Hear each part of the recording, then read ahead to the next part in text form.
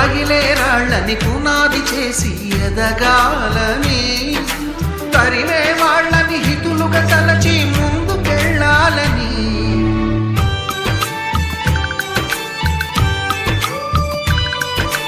కన్నుల నీటిని కలల సాగుకై వాడుకోవాలని,